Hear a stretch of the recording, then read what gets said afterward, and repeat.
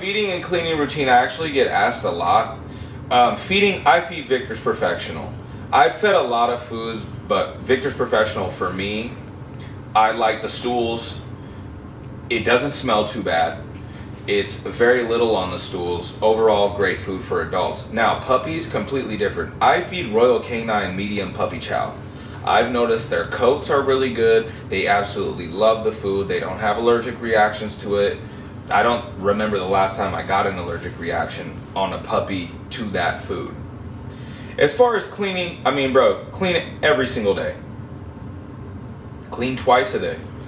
You don't want these dogs dirty, bro. You don't. You simply don't. You need to make sure everything is clean. You need to clean those bowls, the food bowls, the water bowls, the kennels, the dog houses, every single day.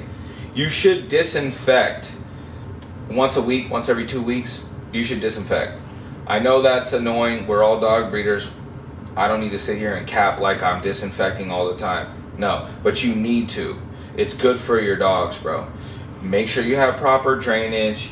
Do it correctly. Spray it thoroughly. If you have to, spray it a second time. Make sure they're good. Whether it's winter or summer, you need to do that. So that's my cleaning routine realistically.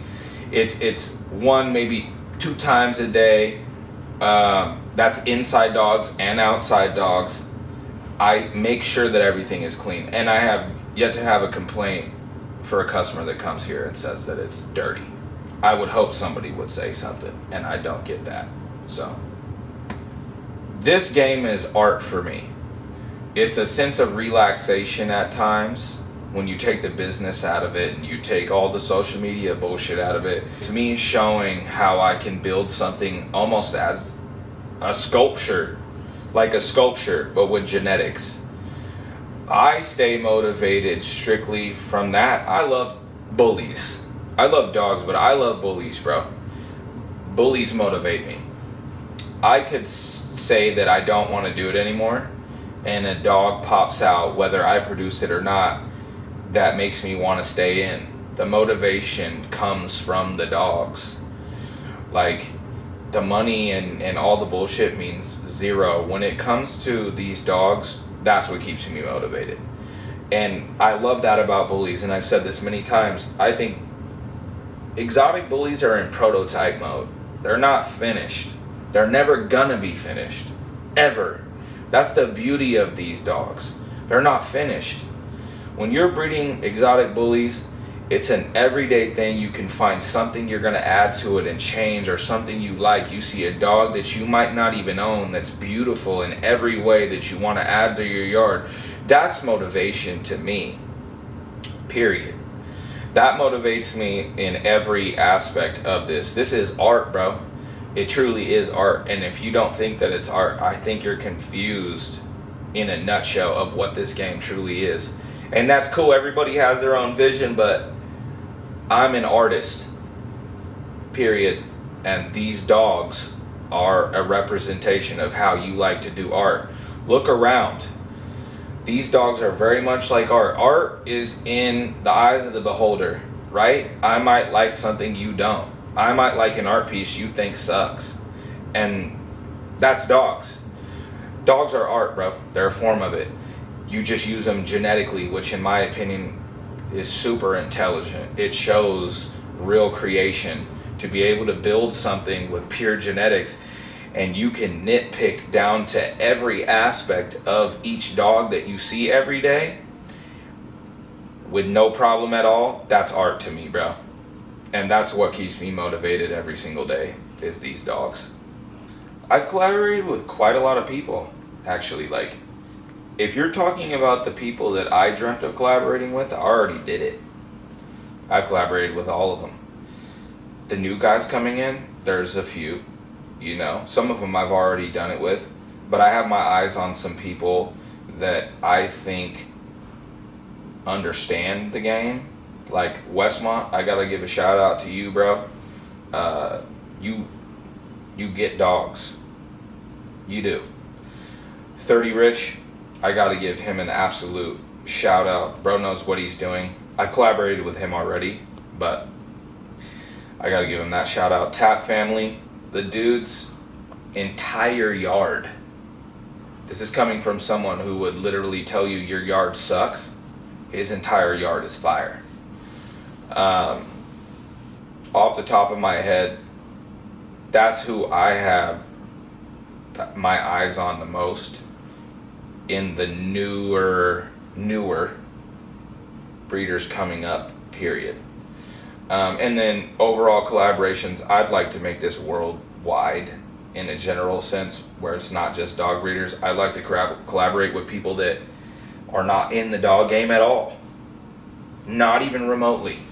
They want one of these dogs as a pet, a super designer pet, a toy bull that they just want for their wife. Those are the people I want to collaborate with outside the dog game. We have enough of us, and I love that people keep coming in, but realistically, I would love and enjoy to deal with some people outside the dog game and collaborate with them and see what we can do, see where we can take these dogs, what avenues we can put these dogs into that they are not yet there. And to me, if you don't want to do that, I don't think you're visionary enough. That for me is what I would love to collaborate with the most, is realistically people not even in the dog game, honestly. Overall, I think where the game is at and where it's going, if we do it all correctly, is very much mainstream media. We can get to where these will be the most popular dog in the world, period. If you're a breeder already or just coming in, you need to understand that, have a plan. Be fluent on social media. Know how to really breed dogs. That's the main thing, top out of all of it. Know how to breed dogs.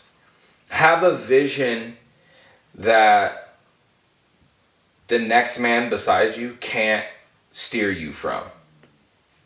No matter who I've met, and I've met a lot of great people, they just don't steer me from what I like, period.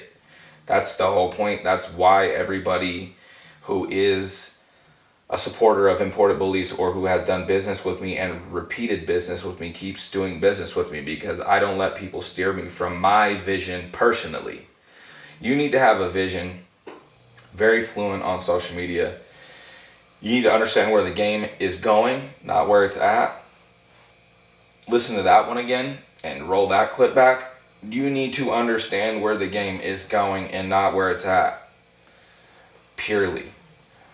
Don't get caught up in bullshit, because there's too much of it. Just put your reflectors on and go forward.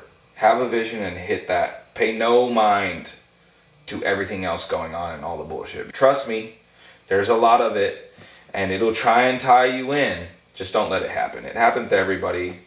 Don't let that happen. He's the face of Importedbullies, no matter how long it goes. His name's Batman. My best friend ever, which is in a cloning facility. Yes, I did that. No, I haven't got him here yet. It will happen. But, which we'll be talking about clones here in a second. The Batman era for the dog game, and I'm speaking on me, right? So I'm speaking from my behalf, so it's going to sound biased to an extent. But it was an absolutely beautiful era in the dog game, period. Not only was he out, Bolsachi was out, Chimuko was out, some of the dogs were all out, right? It was a great era in general. But Baypad came out about a year after. That whole era in general was a great era of dogs. And Batman did everything for me. He got me here. If it wasn't for him, I don't know where I'd be. I'm not going to say I wouldn't be here, but I don't know where I'd be. I might not be here as fast if it wasn't for that dog. He was everything. I bought him. I didn't let, and there's people that will vouch for this. They'd meet up with me, and I wouldn't even let them touch him. They couldn't touch him. I invested all the money I had into that dog. I was paranoid. I didn't want anybody to touch him. I wouldn't put him on the ground. That dog didn't go outside. That dog for me changed my entire life. He was a force. He was, in my opinion, the best Bolo son at that time. He was the most popular Bolo son at that time. However anybody feels about that is fine. But in reality, that's what it was. Timing is everything, and that dog's time, it was his. It was a perfect time, period. So I built my entire yard off of that. Every dog that you see on my Instagram to this day is line bred and inbred Batman from front to back. And it ain't stopping. I'm going to do that for as long as I can do it. For the next 15 years if I have to. That dog is my foundation and he's not going anywhere. And when I get him back from the cloning, I'll be using him. Because at the end of the day, what isn't broke, don't fix it. Right?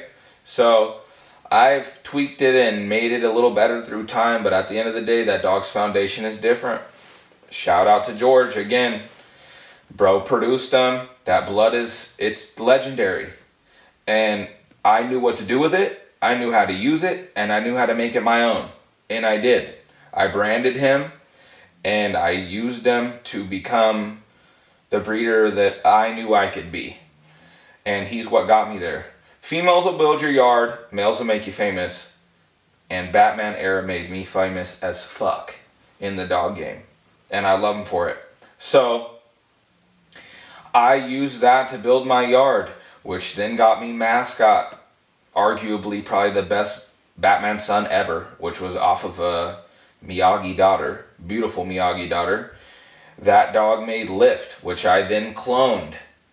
He passed away a couple years ago. I cloned him. And that took about a year to get him back from the moment that we paid. I paid August of 2022. I got him back 2023. That was a long, extensive process. Overall, it took about 2 years total from the moment that I lost him to the moment that I got him back. It took about 2.5 years. That cloning process is extensive. It's not a walk in the park. You can do it while the dogs are alive if you're willing to put your dog under and make small incisions in certain areas on your dog and send that in basically like saline solution to a lab. Viagen, there's one in China now. George knows about that one. I can't remember the exact name to it. I use Viagen. I sent overnight, just like I would send a semen box. I sent overnight in a FedEx, a semen shipping box through FedEx to Viagen. They recreated the DNA to an exact. Now, I'm not smart enough to figure all that out. That's a Viagen thing. Shout out to them. But they recreate the exact DNA. I have paperwork on 3 Lift clones that show that the exact DNA of the original Lift is the exact DNA on the 3 clones that we own, me and Ether Exotics. They're exact to a T, not a letter, not a number is off. They're identical. Do you need an extensive bag to get that done? I'm not going to talk about that on here. You can hit up Viagen about that. But it's a big bag to get it done. It's a lengthy process, and when it happens, I'm going to tell you right now, it's probably one of the most fulfilling moments I've ever had in the dog game. I lost one of my favorite dogs ever, and if you knew me, you knew that was one of my favorite dogs ever. And I've said this before on a podcast, what's the price of a loved one? It's infinite. Like, I don't give a fuck if it's a dog or a human. A price for a loved one, there isn't one. So, to have the privilege to purchase that and put a number on something you love and get it back is basically priceless to me. And I feel like anybody who clones a dog, it's priceless to them. They're not doing it for no reason. Fuck the money and all that. When you get a dog back that was absolutely perfect, that you love, that was your breeding standard, and you can get it back, and not only get it back once, but 3 times, that's a blessing in my opinion. So I did it for multiple reasons. I love the dog, I missed the dog, and I knew that that was what I was trying to do. That was the dogs I was trying to produce. And to have him back has been nothing short of a blessing. The dog lives in my house now. I'm not going to put him out. He doesn't live outside. I'm not going to put him outside in the kennels or in the dog house in the kennels. He lives in my house. And that's kind of how we got that done. That's how you get it done. If you have the bag to do it and the will to get that done, you can simply, your vet's going to have to do it, and they send you a piece of paper that states do this, that, and the third in this order. You send those samples in overnight. You have to overnight them. And they recreate that DNA based on those tissue samples. Again, I'm not smart enough to tell you guys everything, but Viagen is amazing company. They did phenomenal. Lift looks identical. It's an amazing thing to get something back like that. I would suggest for any breeder who can afford that and bring him back, why not? It's good. And realistically, you're going to send in enough samples where if the dog dies in 10, 15 years, pay for it again. Get him back. You could have that dog till you're 80. So the cloning process for me was an amazing thing that I would do over and over and over again and not stop doing it because it's worth it, period. So if you haven't done it, but you have the means to do it, I would highly suggest you do. Don't let a dog that built your yard go away when you can just bring him back. It's the same DNA, it's the same dog. Might not be the same personality, but it's the same dog. The Miyagi route. I had a good friend of mine, which I actually told this story before, but I had a good friend of mine that I owed money to at the time. I was, I think, 17. I owed him $500, and he asked me, he said, hey Jay, if you take this dog down there, it was a primo daughter, if you take this primo dog down there to breed to Miyagi, you don't owe me the money anymore. Shit, cool. I don't owe you the money, and I get to see Miyagi. Fantastic. Never seen Miyagi before. Like I said, I was 17. That's when I met George. When I met George, we instantly clicked. And him and I have talked about this before. Me and bro instantly clicked. There's very few people in this world that you get the blessing to just absolutely be cool with on an instant. One of those other people in the dog game was OCK Cali Rick. Another one was TBC Tav. Me and bro just clicked right away. And there's been a few others, right? Of course, the Importedbullies members, all of them we clicked. But back then, me and George just clicked, bro. We did. And his yard, when I got the chance to finally see it, was just, it changed my whole perspective of how I was going to breed dogs. I'm the last person to hate on somebody. I take motivation from the smallest to the biggest person in the room. Like, I don't give a fuck.